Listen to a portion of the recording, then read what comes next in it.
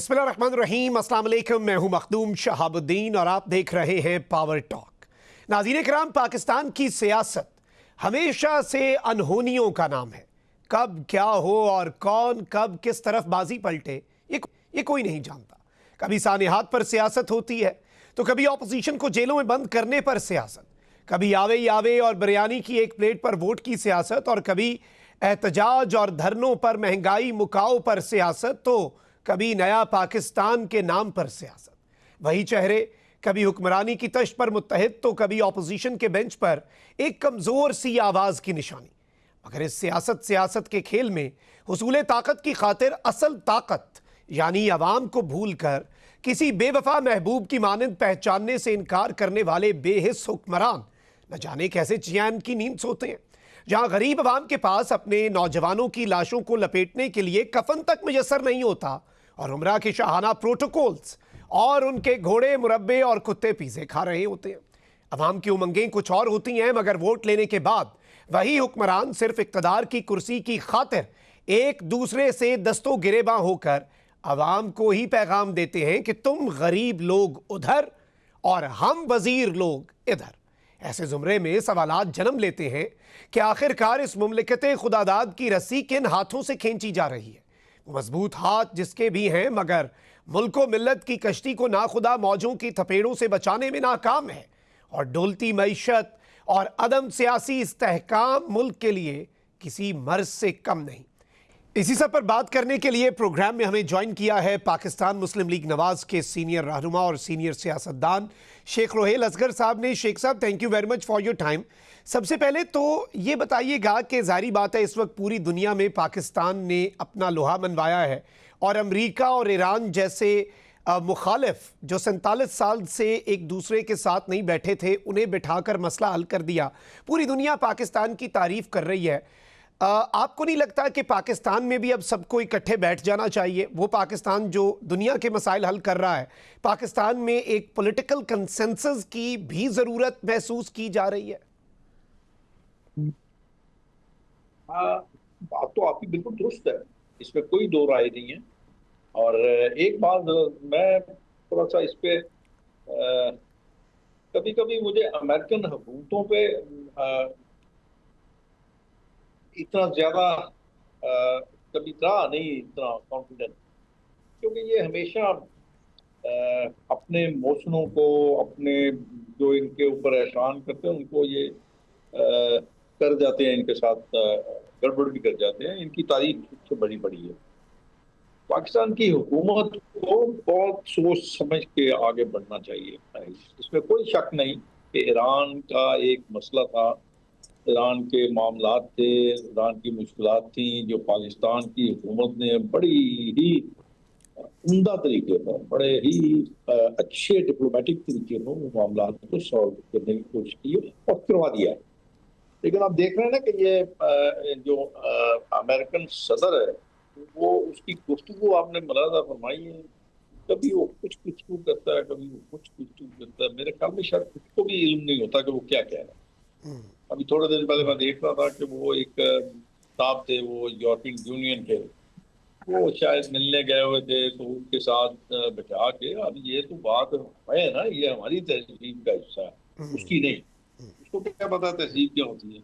उसको साथ में रहा के उसकी बेइज्जती कर रहा है, और वो अजीब सा आदमी था, वो सुनी जा रहा है, और सुनने के बाद फिर वो बयान भी ऐसा दे रहा है जो कि मेरे ख्याल में शायद इतनी बेइज्जती करवाने के बाद वो बयान इस काबिल नहीं था कि बयान देता वो।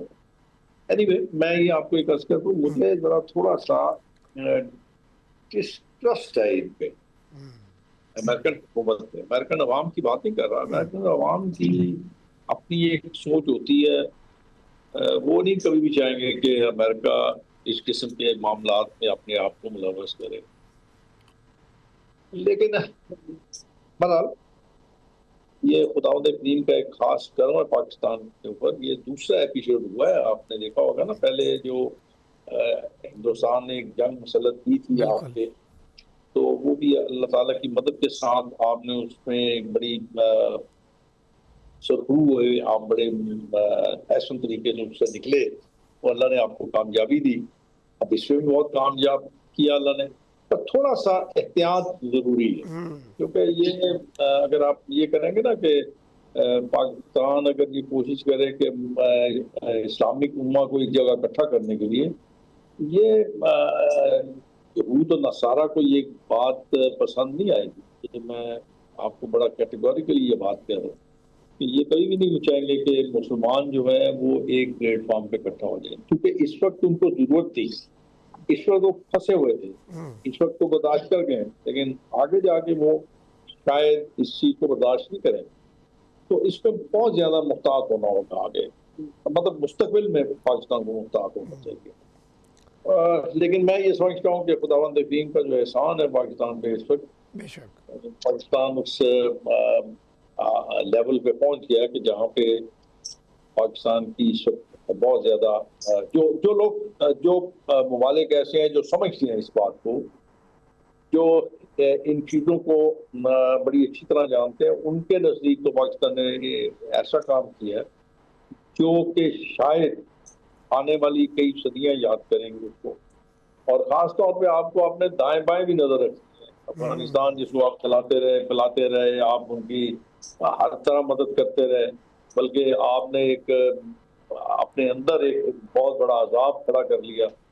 जब रशिया वहाँ बैठा था तो आपने जियाउल्लाह के दौर में आपने खामखा एक वहाँ पे एक नया एक तजर्बा किया।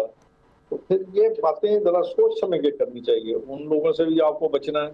अफगानिस्तान जो जैसा कर रहा है कि आपके दुश्मनों को, जिन लोगों ने पाकिस्तान के मजलूम अवाम जो बेकसूर थे उनको शहीद किया, और अब आज भी उनकी मदद कर रहा है, तालिबान की मदद कर रहा है अफगानिस्तान। तो पाक फौज ने बड़ा अच्छा सबक सिखाया उनको बताया कि उनकी औकात क्या है। ये बहुत जरूरी था ये भी। और दूसरी तरफ आपका हिंदुस्तान बैठा हुआ है, और हिंदुस्तान से भी आपको बड़ा सोच समझ के बड़ा आगे बढ़ने के लिए बहुत देखभाल के आपको आगे चलना पड़ेगा। बहरहाल इंशाल्लाह अभी हमें कोशिश ये करनी चाहिए पाकिस्तान को इस सारे हालात से, मामलात से, पाकिस्तान अपने आप को मुआशी तौर पर कैसे मुस्तहकम कर सकता है, मजबूत कर सकता है, हाँ ये करना पड़ेगा। अच्छा शेख साहब, वही बात है कि जाहिर बात है कि पाकिस्तान को इस बड़े सेंसिटिव मामले में, आपने सही कहा, और हिस्ट्री भी अमेरिका की यही बताती है कि ज़्यादा ट्रस्ट नहीं किया जा सकता, और इसमें स्पॉयलर्स भी होंगे। पाकिस्तान के लिए इंडिया और अफ़गानिस्तान का चैलेंज भी है। इस सब में पॉलिटिकल कंसेंसस की अगर हम बात करें, सियासी इत्तेहाद की बात करें, तो ये एक ऐसा नुक्ता है जिसमें पाकिस्तान शायद लैक कर रहा है, और पाकिस्तान तहरीक इंसाफ उस तरह से कौमी धारे में नहीं आ पा रही, या हुकूमत के हवाले से उनके शिकवे हैं, हुकूमत को उनके साथ बहुत से शिकवे हैं कि उनका तर्ज़ अमल ठीक नहीं है। ये मसला कैसे हल होगा? हम बाहर तो मसले हल करवा रहे हैं, बट अपने मुल्क में भी तो हमने देखना है। मैं वो आप मजाक फरमा रहे हैं कि, लेकिन मसले अपने आपके अंदरूनी मसले तो उस वक्त हल होते हैं ना जब आप सियासी सोच बूझ रखते हो। अब अगर आप हटधर्मी में उतर आए और आप ये कह दें कि हमने मानना ही नहीं है, तो फिर उसका हल तो नहीं है, ना आपके पास ना मेरे पास है। आप तो समझा सकते हैं ना। अब देखिए, मैं अक्सर पेशतर आप जैसे नाज़रीन लोग जब सवाल करते हैं, मैं उनका जवाब ये दे रहा होता हूँ कि देखिए, आप मुझसे एक ऐसी बात की तवक्को कर रहे हैं जो मेरे बस में नहीं, जो मेरे इख्तियार में नहीं। मेरे पास जुडिशियल किसी किस्म के इख्तियारात नहीं है। मैं कोई सुप्रीम कोर्ट नहीं हूँ, मैं कोई हाई कोर्ट नहीं हूँ कि मैं आपको रिलीफ दे दूँ। एक बंदा जो अंदर कैद है, जो बंदा सामना कर रहा है केसेस का, आप कैसे उसको छोड़ सकते हैं? अब मैं तो अहमकाना जो बात करूंगी ना वो ये है कि आप ये बार बार हुकूमत से कहते हैं कि आप उसको छोड़ दें, रिहा कर दें। कैसे कर दें यार? जहाँ के अपना केस का सामना कीजिए, आपके पास अदालतें खुली हैं। फिर जहां भी आपको अपने मतलब का फैसला मिल जाता है, आप वाह करनी शुरू कर देती हैं। जहां से आपके मतलब का फैसला नहीं मिलता, आप उन जजेस का जो इज्जत फरमाते हैं, तो वो देखने वाली बात है ना। ये तो मेरे ख्याल में इंतहाई गिरी हुई चीज होती है ना, कि आपको अगर केस लड़ना है, आपके वकला हैं, आप उन वकला को बेहतर तैयारी करेंगे, बेहतर केस आपका प्लीड करेंगे, तो आपको डेफिनेटली इंसाफ मिलेगा ना यार। और ये बातें मेरी समझ से बाहर आ रहा है। कैसे तो कौन अडयाला जेल का दरवाजा खोल सकता है भाई? वो भाईजान ये आपको अभी तक हाई कोर्ट से सुप्रीम कोर्ट में जाना है, सुप्रीम कोर्ट अगर आपकी सजा को बहाल रखता है तो फिर आपके पास एक है चांस। वो चांस ये है कि आपको अपनी मर्सी पिटीशन करनी है प्रेसिडेंट के पास। प्रेसिडेंट को ये इख्तियार है कि वो आपकी सजा को माफ कर सकता है। उससे पहले कोई कुछ नहीं कर सकता। करना भी चाहे शहबाज शरीफ साहब करना भी चाहे तो शहबाज शरीफ साहब का इख्तियार नहीं है। उनमें कोई जुडिशियल पावर नहीं है उनके पास, और ना ही प्रेसिडेंट के पास जुडिशियल पावर है।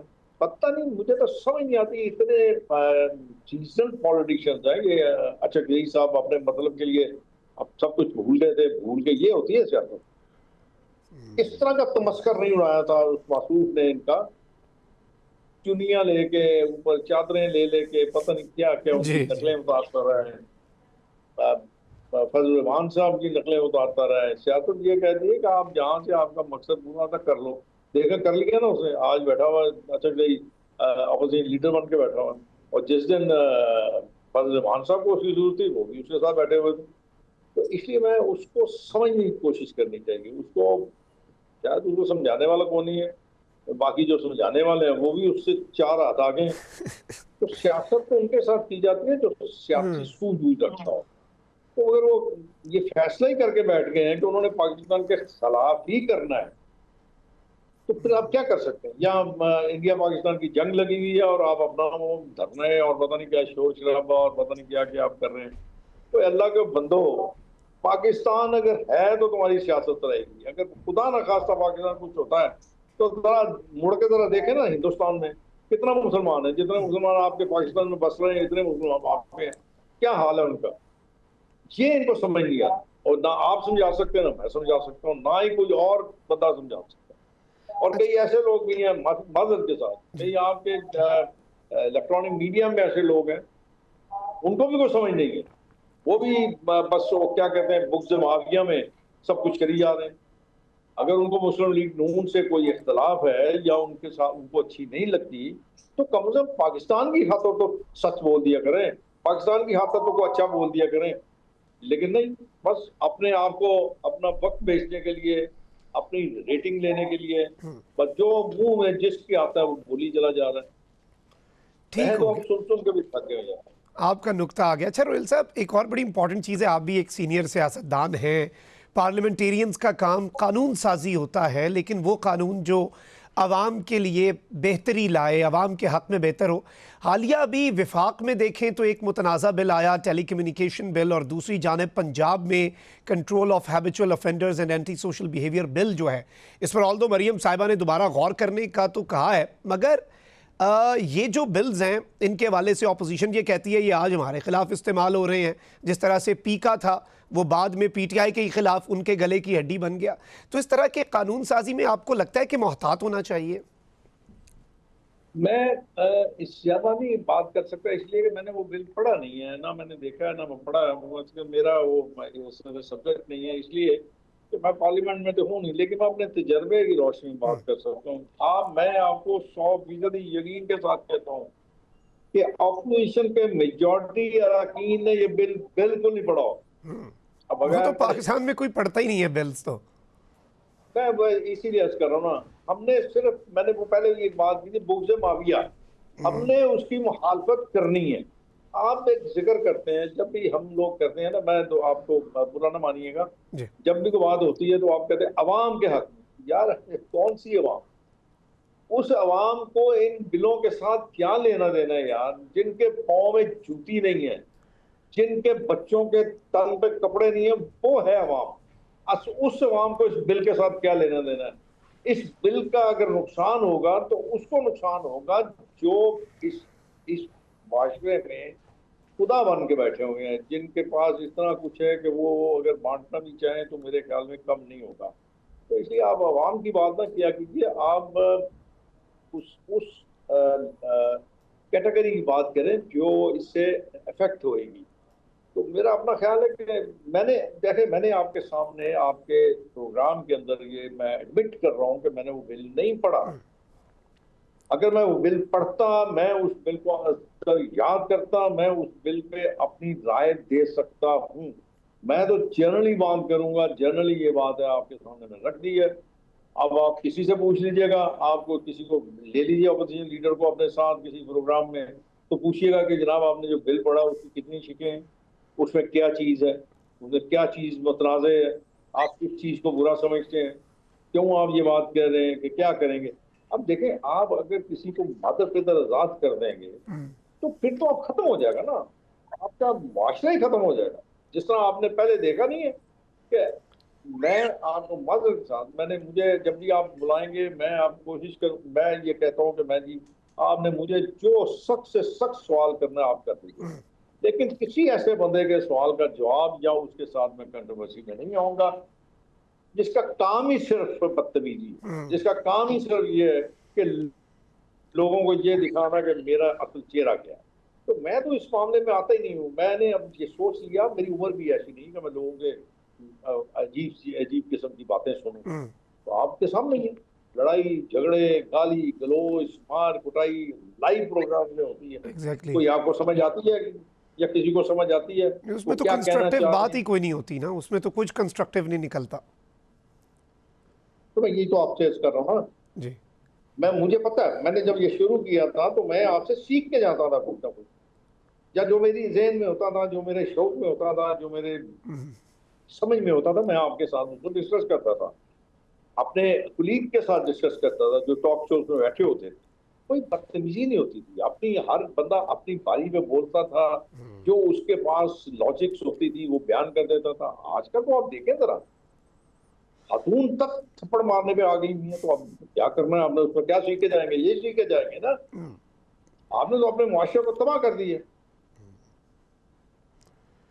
जाहिर बात है ये एक बड़ा आम नुक्ता है शेख साहब, इसमें मीडिया से लेकर सियासत से लेकर हर चीज़ में काफ़ी हद तक तनज़ली हुई है और इस पर बात होनी भी चाहिए और इसे हाईलाइट करते रहना चाहिए ताकि ये चीज़ जो है ये रीइंफोर्स हो। ये बड़ा आम नुक्ता था जो आपने रेज़ किया।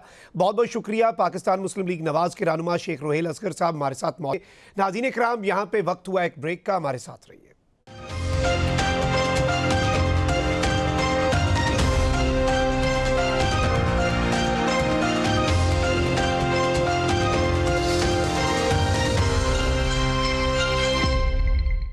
Welcome back after the break. नाज़रीन इकराम, इस वक्त जियो पोलिटिकल सूरत हाल बहुत तेज़ी से तब्दील हो रही है। एक जानिब मशरक़ वस्ता में कशीदगी के बादल मंडला रहे हैं, दूसरी जानिब दोहा में होने वाली इनडायरेक्ट टॉक्स पर भी पूरी दुनिया की नज़र है। तो वहीं दूसरी तरफ पाकिस्तान के लिए भी चैलेंजेस में बदस्तूर इजाफा होता जा रहा है। अफ़गानिस्तान की साइड से होने वाली दहशत गर्दी और उस दहशत गर्दी का जवाब पाकिस्तान ने दिया प्रेसिजन स्ट्राइक्स करके, लेकिन उसके बाद तालिबानी रिजीम ने बॉर्डर पर भी कशीदगी की, पाकिस्तान की साइड पर ड्रोन्स भी भेजे। और इस वक्त ये अफगानिस्तान का जो इशू है, इसे पाकिस्तान को किस तरह से लेकर चलना चाहिए, ये भी एक इंतहाई आम तरीन नुक्ता है। इस पर भी बात कर लेते हैं। प्रोग्राम में हमें ज्वाइन किया है साबिक सफ़ीर एम्बेसडर मियां सनाउल्लाह साहब ने, और हमारे साथ मौजूद हैं दिफाई तजिया कार ब्रिगेडियर मसूद अहमद खान साहब। अब दोनों मेहमानों का बहुत बहुत शुक्रिया। सबसे पहले मियां सनाउल्लाह साहब, आपकी जानिब आऊँगा। अफगानिस्तान को ही पहले डिस्कस कर लेते हैं।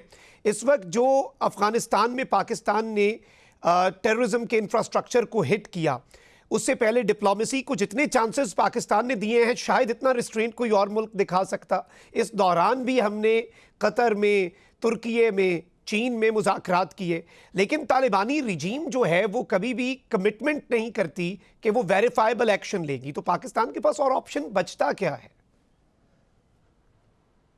अफगानिस्तान के सिलसिले में तो मुझे वेरी अनफॉर्चुनेटली ये कहना पड़ेगा कि हमने डिप्लोमेसी के सारे अदवार देख लिए। हमने पेशेंस भी दिखाई, टॉलरेंस भी दिखाई और सफारतकारी भी दिखाई।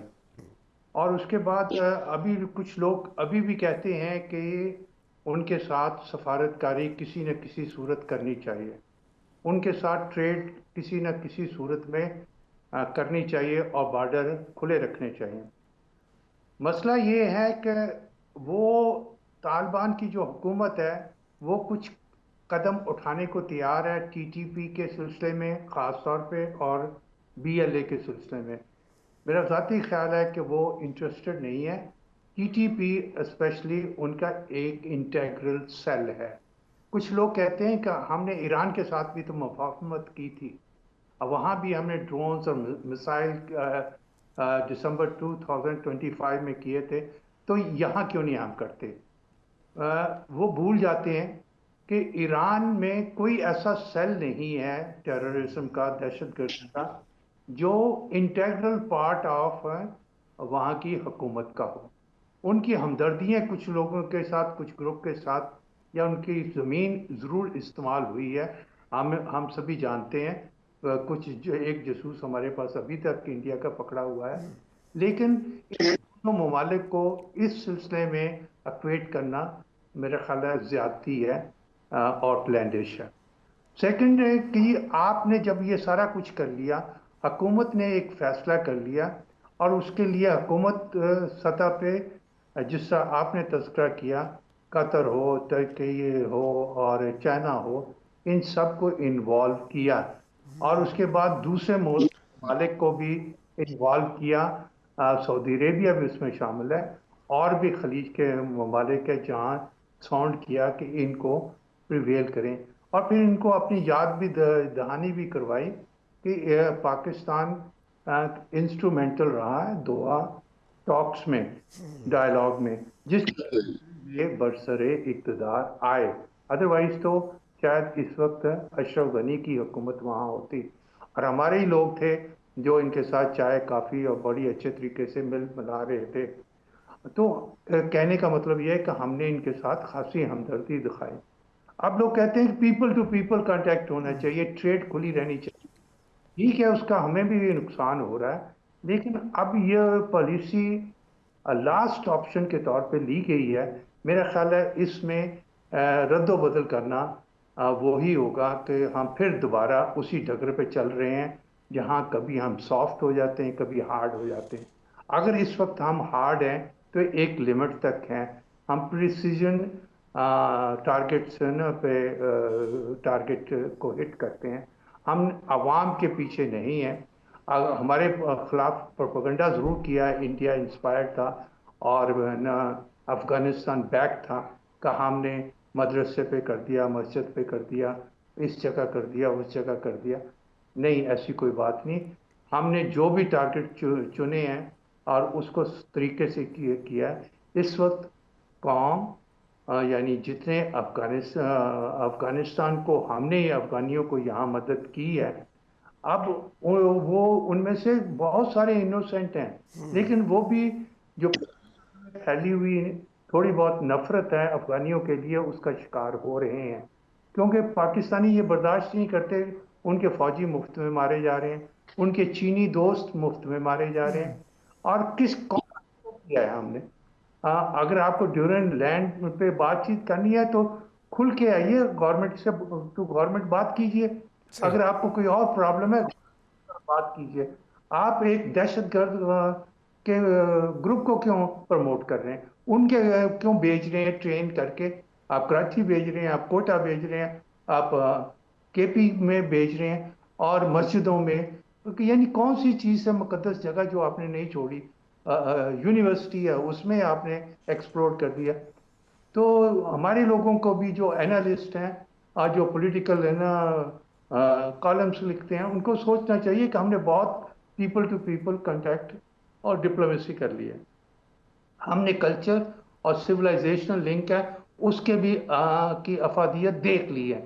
अब हमारी हुकूमत ने, हमारी फ़ौज ने जो फैसला किया है उसको ज़रा खुल के उसकी हमायत कीजिए, क्योंकि उसी में आपकी निजात है और दूसरा कोई रास्ता नहीं है। बिल्कुल, ये बड़ा अहम तरीन नुक्ता है। ब्रिगेडियर मसूद अहमद खान साहब, आपकी जानिब आऊँगा इसी नुक्ते पर कि अब अफ़गानिस्तान के मसले को पाकिस्तान को किस तरह से लेकर चलना चाहिए, क्योंकि हमने तो ये इस्टेब्लिश कर दिया कि यही न्यू नॉर्मल है। आप पाकिस्तान की सरजमीन पर अफ़गानिस्तान से हमलावर होंगे, दहशतगर्दी करेंगे, तो हम टेरर इंफ्रास्ट्रक्चर को हिट करेंगे, क्योंकि दो ही पॉसिबिलिटीज़ हैं, या तो तालिबानी रजीम इनकैपेबल है या फिर वो मिले हुए हैं। इसके अलावा तो कोई सूरत नहीं है, और दोनों सूरतों में पाकिस्तान का अब ये राइट है कि हम अपनी सरजमीन पर होने वाली दहशतगर्दी का कला कमा करें।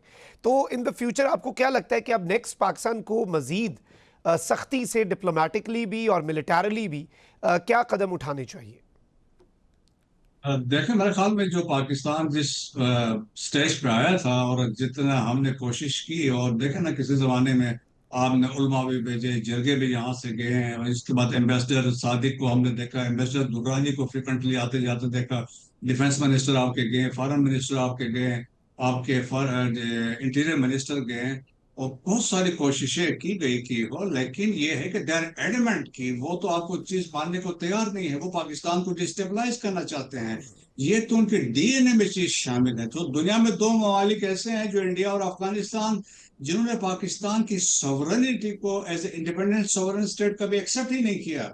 सो देयर फोर आप 1947 से देखें, जब पाकिस्तान आजाद हुआ, पाकिस्तान ने कोशिश की यूनाइटेड नेशन का मेंबर बनने की, इट वाज अफगानिस्तान जिसने अपोज किया उसको। और इसके बाद आप देखें 1950 में इंडिया के साथ उनका फ्रेंडशिप ट्रीटी हुई, and that was the beginning कि दोनों ने मिलकर पाकिस्तान को नुकसान पहुंचाने की कोशिश की। आप देखें कि पश्तूनिस्तान इन दोनों ने मिलकर स्टार्ट किया, लर और भर का नारा भी इन्होंने स्टार्ट किया, पश्तून ज़ल्मी उन्होंने बनवाया, और इसके अलावा खाद वास इंस्ट्रूमेंटल जो खैबर पख्तूनख्वा में जो धमाके जितने उस वक्त हुए, या हयात शेरपाव के असैसिनेशन हुई, सारी कुछ थी। बलोचिस्तान के अंदर इनकी इन्वॉल्वमेंट देखें, बलोचिस्तान पीपल्स लिबरेशन फ्रंट बनी, और वो वहां से जब निकली तो वो जाके कंधार में बैठ गई। जितने एंटी पाकिस्तान एलिमेंट्स थे उन्होंने सबको एकोमोडेट किया, और इसका बड़ा अहाता किया। अविनाश पालीवाल ने अपनी किताब माय एनिमीज हनीमी में उन्होंने बड़ा लिखा, और उन्होंने यहाँ तक लिखा कि हमने इनको, स्पेशली जो लोग ऑपरेट करते थे वहां से अफगानिस्तान से, उन्होंने कहा we give them everything from bullet to money. तो ये दोनों मिलके कर रहे, सो देखे कोशिशें हमने की। इसके बाद आपने देखें दोहा भी देखा, आपने इस्तांबुल में कोशिश की, रियाद में कोशिशें हुई, उरमची में कोशिशें हुई। तो वो तो पीछे से मास्टर प्रॉक्सी है, तो इंडिया इनको हिला रहा है, चला रहा है। सो देयरफॉर मेरा बिल्कुल मानना है कि अफगानिस्तान से आप कभी खैर के तवक्को ना करें। वो पाकिस्तान से मोहब्बत क्या है, वो पाकिस्तान का नाम सुनने को तैयार नहीं है। और जो इंडियंस वहां पे जाते हैं, उनके वीडियोस बनाते हैं, तो अफगानी जिस तरीके से अपना अपना आप को एक्सप्रेस करते हैं, वो है जिनके लिए हमने जंगें लड़ी, हमने कुर्बानियां दी, हमने उनको प्रोटेक्ट किया। फिर 5.5 million refugees came to Pakistan peak time में। अभी भी 3 मिलियन पाकिस्तान में है, अभी भी पाकिस्तान के सारे आते रहे इलाज के लिए, एजुकेशन के लिए, लेकिन आपका एक रत्ती बराबर चीज एक्सेप्ट करने को तैयार नहीं है। वहां से आपको, आप कहते हैं इस्लाम भाईचारा, वो वहां से सुसाइडर भेज रहे हैं, आपके मसाजिद में आके फट रहे हैं, माँ बारगाहों में फट रहे हैं। तो वो तो कोई बात नहीं। सो किसी ने बड़ा राइटली somebody wrote कि the so-called pious Muslims, they are in cahoots with the infidel Hindus against Islamic Republic of Pakistan. तो हर मुमकिन कोशिश है। सो पाकिस्तान फ्यूचर में क्या करेगा? Pakistan will continue with operation गजब लिल हक। जो प्रिसिजन स्ट्राइक्स हैं वो जारी रहेंगे, और जिस तरीके से रिट्रीब्यूशन हमने की थी, जो वो कराची में हमला हुआ था, इसी तरह के अगेंस्ट जो उनके लॉन्चिंग पैड्स हैं, ट्रेनिंग एरियाज हैं, इंस्टॉलेशन है जहाँ से फैसिलिटेशन होती है, या लॉजिस्टिक इंस्टॉलेशन है, उनको टारगेट किया जाएगा।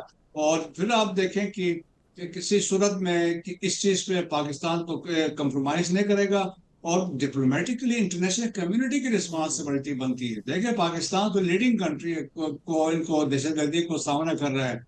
अब international community has to confront India, Afghanistan की आए और उसको कन्फ्रंट करें, और अमेरिकन को तो उनसे पूछना चाहिए। और मुझे लगता है किसी स्टेज पे प्रेसिडेंट ट्रम्प हो सकता है क्या है कि ये 2020 का दोहा काट है, हम इससे भी निकल रहे हैं। क्योंकि देखे, जिसके लिए अमेरिका ने हमला किया था 9/11 के बाद, अल कायदा के लिए, आज वो अल कायदा दोबारा अफगानिस्तान में मुनज़्ज़म है। दो ग्रुप से अल कायदा इन सब कॉन्टिनेंट है, दूसरा अल कायदा इंटरनेशनल है, दाइश वहां पे है, और ये फितना और खारिज है, फितना और हिंदुस्तान है, जैश अदल है, ईस्टर्न तुर्किस्तान इस्लामिक मूवमेंट है, इस्लामिक मूवमेंट ऑफ उज़्बेकिस्तान है, और जमात अंसारुल्लाह है। सो बहुत सारे वहां पे ग्रुप्स ऑपरेट कर रहे हैं। सो मेरे ख्याल में Afghanistan has become an epic centre of terrorism, a country which is exporting and hosting terrorism. Exactly ये बड़ा अहम नुक्ता है, जारी बात है, और इस पर पाकिस्तान को भी मज़ीद अब अपनी इस डिप्लोमेटिक यूनिक जो एक पोजीशन हमें हासिल हो चुकी है, उसका मज़ीद इस्तेमाल करना चाहिए। अफ़गानिस्तान में इंडिया की इन्वॉल्वमेंट है, इंडस वाटर ट्रीटी के हवाले से पाकिस्तान ने एक बड़ा इंपॉर्टेंट इंटरनेशनली एक मैसेज भी दिया। अच्छा, गुफ्तगू के सिलसिले को यहीं से आगे बढ़ाएंगे, यहाँ पे वक्त हुआ एक ब्रेक का, हमारे साथ रहिए।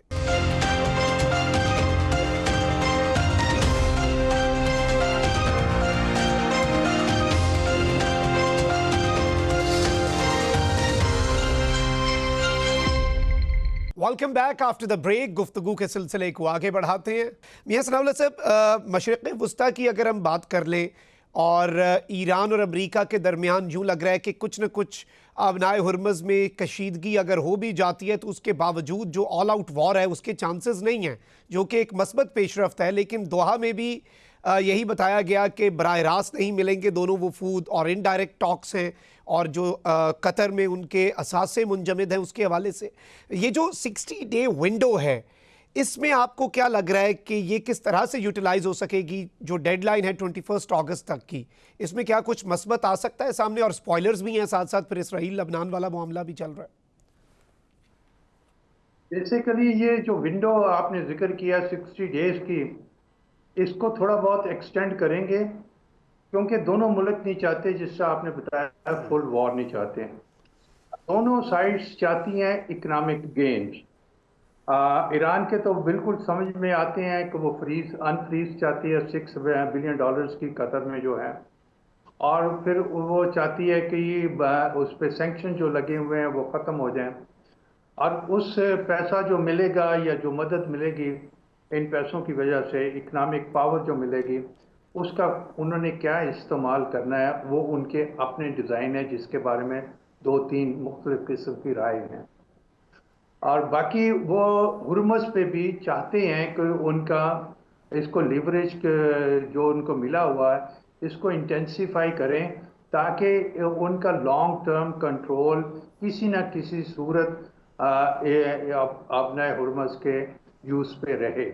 अमेरिका क्या चाहता है? अमेरिका सबसे पहले तो ये चाहता है, क्योंकि वो लड़ना नहीं चाहता, और शायद लड़ने की कैपेसिटी इस वक्त अमेरिका के पास नहीं है। ताकत के लिहाज से नहीं मैं कह रहा, अस्करी लिहाज से नहीं कह रहा, पॉलिटिकल एंगल से मैं बात कर रहा हूँ, सफारत के एंगल से बात कर रहा हूँ। और शायद वो इस कंडीशन में नहीं है ट्रंप साहब कि वो ना जारी रख सके, वरना वो एक बहुत बड़ा ऑपरेशन करके बहुत ना कुछ ना और नुकसान पहुंचा सकते हैं और मजबूर कर सकते हैं, लेकिन वो शायद इस पोजीशन में नहीं है। उनकी जो सबसे बड़ी इकोनॉमिक ना है इस वक्त ना वीक पॉइंट, और जिसको वो हासिल करना चाहते हैं, वो नेविगेशनल फ्रीडम है कि समझ पे सब ठीक हो जाए, पहले की तरह रवां हो जाए। अगर इसमें कोई ना टेक्निकल साइड पे बातचीत करनी है तो वो आहिस्ता आहिस्ता होती रहे, उसके दौरान और उसके बाद भी उनकी पूरी कोशिश है कि पहले की तरह अपना हुर्मज़ इस्तेमाल हो, जिसमें ना कोई टोल टैक्स हो, ना कोई फ़ी हो, ना कोई और चीज़ हो। और वो इसको बड़ा डिस्टिंक्टली ये बात कह रहे हैं, क्योंकि अगर वो ये इधर उन्होंने गिव इन कर दिया तो उनको बहुत सारी दूसरी है ना जो इस तरह स्टेट हैं उन पे भी करना पड़ेगा। उनका सारा डिमोलिश हो जाएगा स्टांस जो साउथ है सी में है चाइना के खिलाफ, वो सारा ख़त्म हो जाएगा। उनकी कोई मॉरल सपोर्ट नहीं रहेगी, और भी बहुत सारी चीज़ें हैं जो मेरा ख्याल लंबी हो जाएगी अगर मैं बात करूँगा। तो ये वो चीज़ें मुझे ये लगता है कि ये ब्रिज बनाने में तो बड़े इंटरेस्टिंग है दोनों साइड, लेकिन उसको अभी वक्त नहीं आया है इनके लिए, या ये तैयार नहीं है कि जो बनता हुआ ब्रिज है उसको साथ साथ कदम फॉरवर्ड करें। इसलिए आपको ये 2 कदम आगे जाते नजर आते हैं, पीछे जाते नजर आते हैं, 1 कदम आगे रखते हैं। तो ये कॉशियस ऑप्टिमिज्म है या कॉशियस है ना डिप्लोमेसी है, जिसका दोनों शिकार हैं, और हमें वेट करना पड़ेगा। लॉन्ग टर्म में ये शायद हो जाए, क्योंकि पीस के बगैर तो ये दुनिया, लेकिन ये मुश्किल चैलेंजिंग है। इसके चैलेंज का एहसास अभी तक दोनों मुल्कों को और खित्ते के लोगों को नहीं आया। बहुत सारे, आपने स्पॉइलर की बात की थी, स्पॉइलर कुछ ना वो हैं जो इनहेरेंट हैं, जो बिल्कुल ना तैयार हैं या डिटर्मन्ड हैं, कुछ इनोसेंट भी हैं।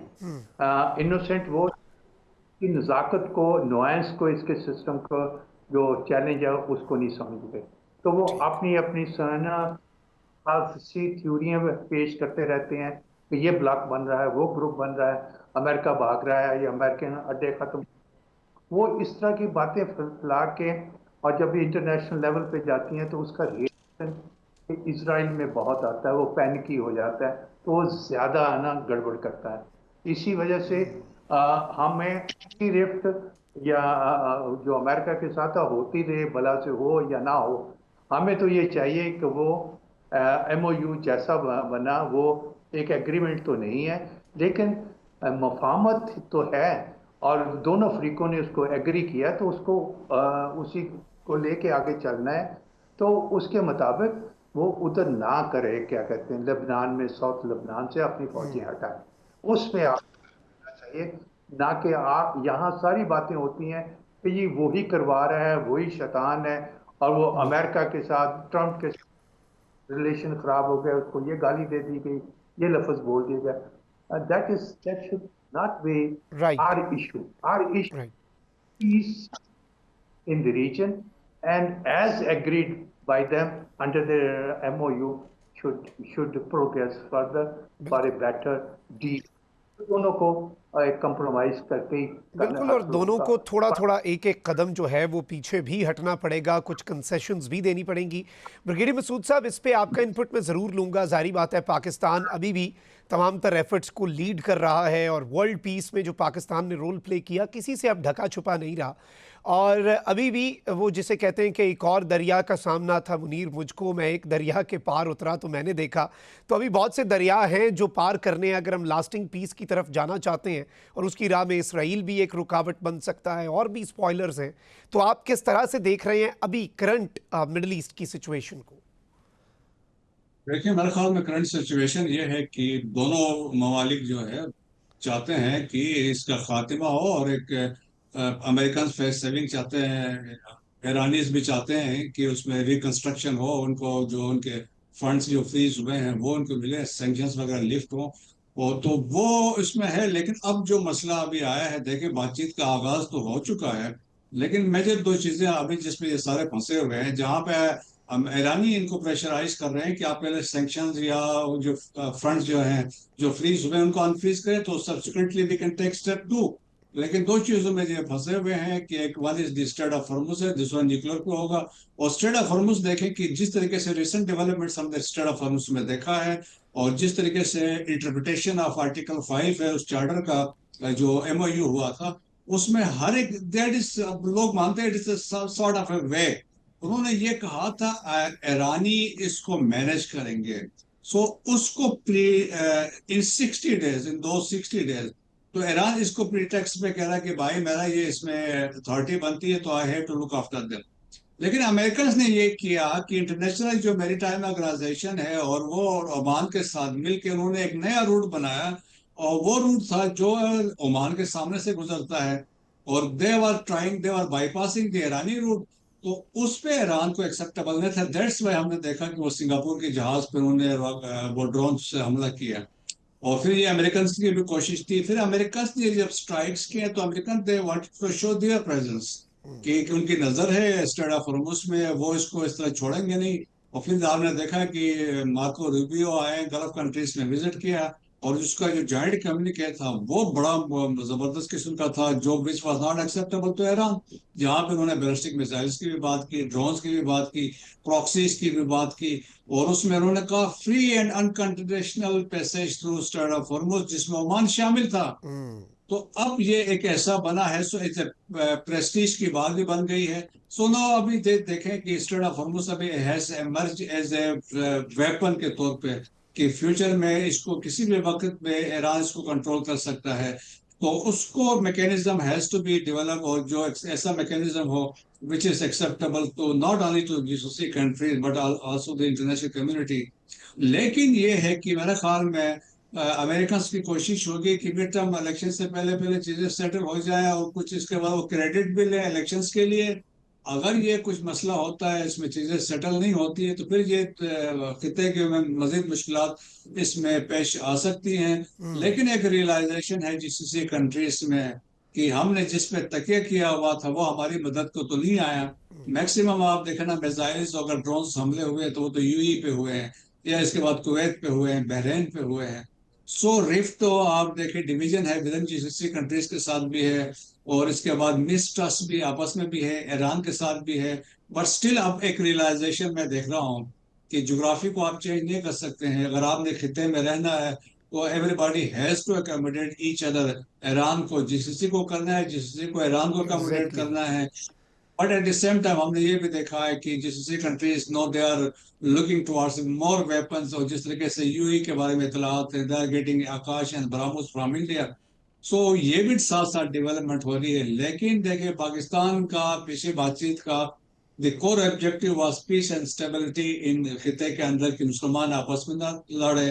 सो पाकिस्तान की फ्यूचर में भी कोशिश रहेगी कि जो म्यूचुअल रिस्पेक्ट और अंडरस्टैंडिंग जीसीसी और ईरान के दरमियान डेवलप। बिल्कुल ब्रिगेडियर साहब, ये एक बड़ा अहम तरीन नुक्ता है और इसमें पाकिस्तान एक बड़ा अहम किरदार भी अदा कर सकता है कि अरब्स और ईरान की आपस में लड़ाई ना हो और उम्मत मुस्लिमा की जो यकजहती है वो बरकरार रह सके। बहुत बहुत शुक्रिया ब्रिगेडियर मसूद साहब और मियां सनाउल्लाह साहब हमारे साथ में। मखदूम साहब को इजाज़त। अल्लाह निगहबान। पाकिस्तान जिंदाबाद।